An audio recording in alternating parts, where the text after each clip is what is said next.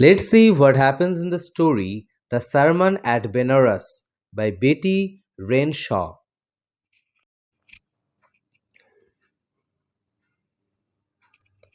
Gautama Buddha was born as Prince Siddhartha Gautama. At 12, he was sent to study Hindu sacred scriptures. He came back 4 years later, married, and had a son. Then, at the age of 25, he saw four sights which affected him deeply. He saw a sick man, an aged man, a funeral procession, and a monk begging for alms. He wanted to understand these sights and the sorrow he experienced as a result of it. For 7 years, he roamed the world. Finally, he sat down under a peepal tree. He decided to sit under this tree until he achieved enlightenment. After 7 days, he attained enlightenment. He renamed the tree Bodhi tree or tree of wisdom. He began to teach and share his wisdom.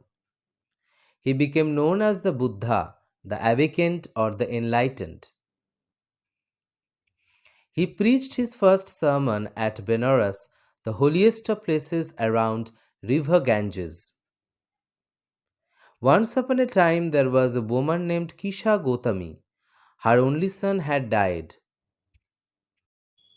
So she went from house to house carrying her son and asking for medicine. Everyone thought she had gone mad with grief.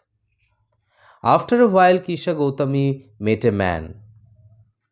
The man told her that he could not cure the child, but he knew someone who could. He told her to seek Shakyamuni or the Buddha. Kisha Gautami went to the Buddha and asked him for medicine to cure her boy. The Buddha asked her for a handful of mustard seeds. These mustard seeds should come from a house where nobody had died.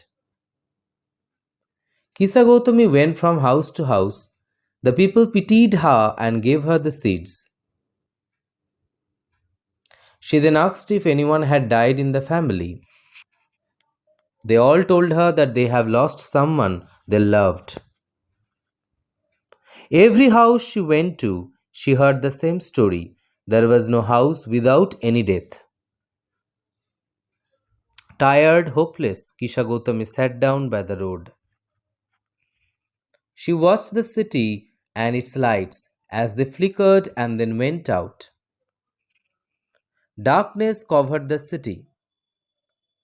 Kisha Gautami thought about the lives of men, now here and now gone, just like the flickering lights. She thought about her own selfishness. Death was common to all. Only those who have given up selfishness can become immortal.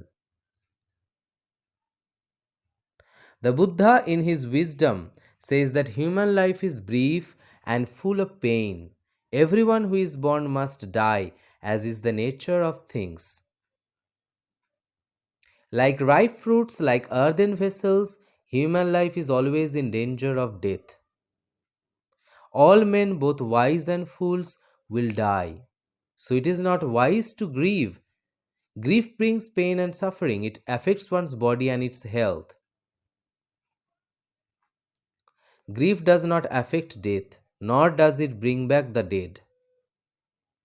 So one must carry on living.